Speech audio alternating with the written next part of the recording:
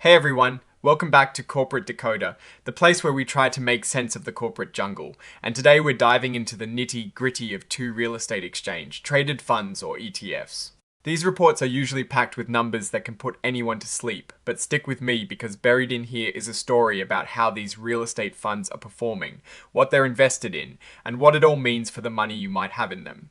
And before we dig in, if you love getting the real story behind financial reports and want to avoid missing out on any insights, make sure you're subscribed. Also, we've got a growing community over on Discord, so check that link in the description below to join the conversation. So, what we have here is a filing from Tidal Trust, specifically covering their intelligent real estate ETF ticker REI, and the residential REIT ETF ticker, How's These Are Semi, annual shareholder reports, giving us a look at how things were going from the 1st of February 2025 to the 31st of July 2025. First up, let's talk about the intelligent real estate ETF, or REI for those who like the quick ticker. This report tells us about the Fund S performance and holdings as of the 31st of July 2025. As for costs, if you had a hypothetical $10,000 investment in this fund over the past 6 months, you would have paid about $28. That translates to a cost of 0.59% of your investment, which is pretty much what you'd expect for an ETF like this. Now, for some key numbers, as of the 31st of July 2025, the fund had about $2 million in assets under management, which is pretty substantial. It held 63 different investments.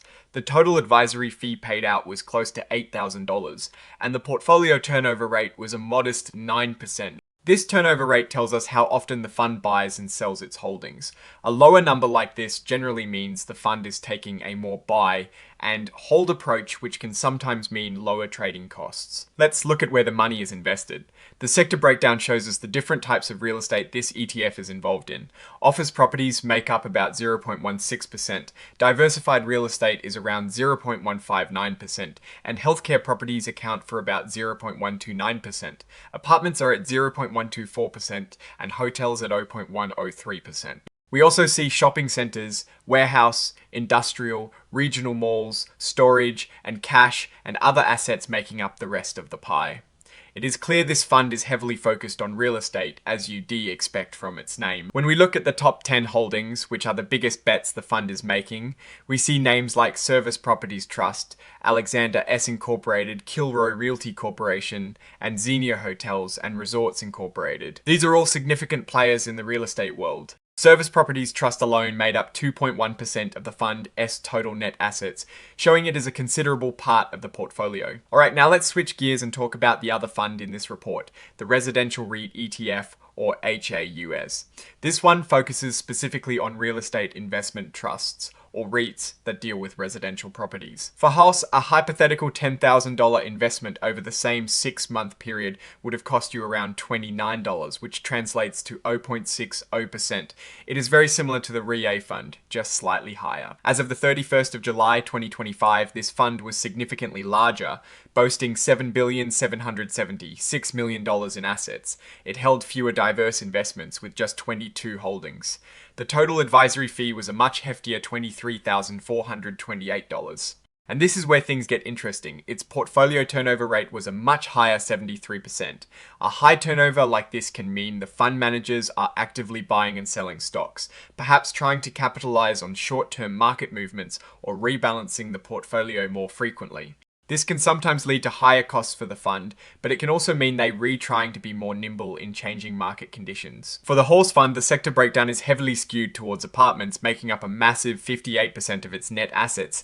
This makes perfect sense given its name. Diversified real estate is next at 13.3%, followed by healthcare at 10.1%. Manufactured homes are at 9.3%, and storage properties are at 8.7%. Looking at the top 10 holdings for the Residential REIT ETF, we see major apartment REITs. Equity Residential leads the pack at 8.5%, followed by Welltower Incorporated at 5.1%, and Care Trust REIT Incorporated at 4.9%. Then we have Sunday Communities Incorporated, Properties Incorporated, Equity Lifestyle Properties Incorporated, Camden Property Trust, Apartment Investment and Management Company Incorporated, Class A UDR Incorporated, and Mid America Apartment Communities Incorporated, all hovering around 4.6%. This confirms the fund's strong focus on the residential rental market. Now, let's dive deeper into the financial statements. This is where we get the nitty-gritty of the fund's performance. Looking at the statements of assets and liabilities section, we see for the Intelligent Real Estate ETF, the total assets were over $2,360,000, $2 million, while liabilities were just under $1,000. For the Residential REIT ETF, total assets were over $7,775,000,000, with liabilities around $4,000. The net asset value per S-Share for REA was $18.9, and for House it was $17.28. These figures give us a snapshot of the fund's financial position at a specific point in time. The Statements of Operations section shows us how the funds performed over the 6-month period. For the Intelligent Real Estate ETF, dividend income was about $72,000, and they paid out about $7,700 in investment advisory fees. The net investment income was about $64,600. However, they experienced a net realized and unrealized loss of over $331,000. Similarly, for the Residential REIT ETF, dividend income was around $158,000, with advisory fees at $23,000. Their net investment income was about $135,000, but they faced a larger net realized and unrealized loss of over $516,000. This shows us that while the funds generated income from their investments, the value of those investments decreased during this period, leading to an overall loss from operations. The statements of changes in net assets gives us a more comprehensive view of what happened over longer periods. For the Intelligent Real Estate ETF, the net decrease in net assets from operations for the 6 months ending the 31st of July 2025 was over $1,276,000. This is a significant drop, reflecting those investment losses we just saw. On the other hand, the Residential REIT ETF saw a net increase in net assets of over $381,000 from operations during the same period. This highlights a key difference in performance between the two funds during this reporting cycle. Let's look at the financial highlights for a more detailed per share breakdown.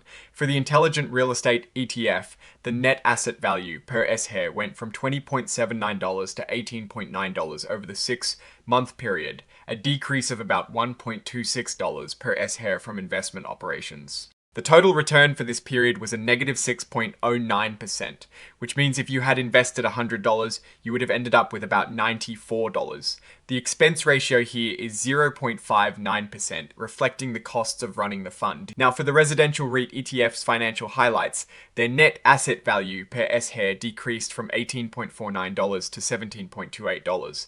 The total from investment operations resulted in a loss of about $0.81. Per S-Share, the total return for this 6-month period was a negative 4.46%. While this is also a negative return, it is less severe than that of REI. The expense ratio for House is 0.60%. The notes to the financial statements are crucial for understanding the details behind the numbers. These provide context on how the financial statements were prepared, what accounting policies were used, and the risks involved. The funds are part of Tidal Trust I, and both the Intelligent Real Estate ETF and Residential REIT ETF are managed by Tidal Investments LLC as the investment advisor and Armada ETF Advisors LLC as the sub-advisor. The REI fund started in June 2023, and the Holes fund began operations in February 2022. Under significant accounting policies, we learn about how they value their investments. For most of their holdings, like stocks and REITs, they use market prices. If a price isn't readily available, they use other methods to figure out the fair value. This section also touches on their tax status, explaining they intend to operate as regulated investment companies, which means they try to pass on most of their income and gains to shareholders to avoid certain taxes. Now, let's talk about the risks. The principal investment risk section is super important because it tells you what could go wrong. Both funds carry concentration risk because they heavily invested in the real estate sector. If the real estate market takes a hit, these funds will feel it more than a diversified S&P 500 fund. For example, the REA fund has data risk because it relies on public data for its investments. And if that data is wrong, their investment decisions could be flawed. The Horse Fund, being a residential REIT fund, clearly states apartments as its main sector, with 58% of its assets invested there. This means if apartment demand or prices drop significantly, the fund will be directly affected. There is also general market risk, which is pretty self-explanatory. Anything that impacts the broader economy or financial markets can impact these funds. Finally, let's look at item 11, which covers the approval of the investment advisory and sub-advisory contracts.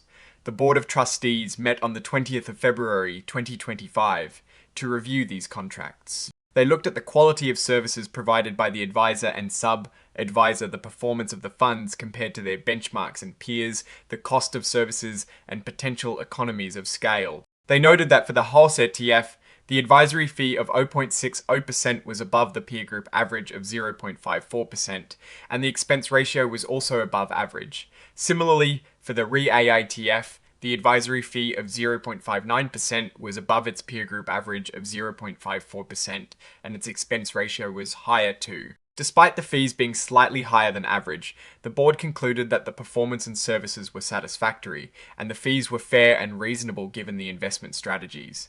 They also approved a new sub-advisory agreement with Armada, ensuring continuity in management. So, what is the story here? We have two real estate-focused ETFs. The residential REIT ETF, House, is much larger and more actively managed, indicated by its higher turnover rate, and it has a very strong concentration in apartment REITs. It experienced a negative return and a significant loss from operations during this period, but its losses were less severe than the REA fund. The Intelligent Real Estate ETF REAI is smaller, has a lower turnover rate, and a more diversified approach within the real estate sector. It also suffered losses and a negative return. Even more so than House, both funds have expense ratios that are slightly above their peer group averages, which is something investors should be aware of. It seems like the real estate market, especially the apartment sector for House, faced some headwinds during this reporting period, leading to decreases in investment values. In my opinion, while both funds are in a sector that can be sensitive to economic changes, the Holes Fund S heavy concentration in apartments is a double-edged sword. It means if apartments do well, the fund could see significant gains, but it also means there is a substantial risk if the residential rental market weakens. The REA Fund S broader diversification within real estate might offer some resilience, but it also experienced a larger overall loss during this cycle, suggesting that perhaps an underweight in certain sectors or an overexposure to underperforming ones was at play. The slightly higher expense ratios for both funds, especially compared to their peer averages, are a point of consideration. Investors should always weigh these costs against the performance and the specific investment strategy each fund offers. The fact that the board approved the contracts despite these factors suggests they believe the quality of management and future potential outweigh the current concerns. Alright, that is our breakdown of the semi-annual shareholder report for these two Armada ETFs. What is your take on these numbers and what they signal for the company's future? Do you think the focus on apartments is a smart bet or too risky? Drop your thoughts in the comments if this analysis was valuable. Hitting that like button really helps, and subscribe for more deep dives. Don't forget to check out the Discord in the description. Thanks for watching. See you next time.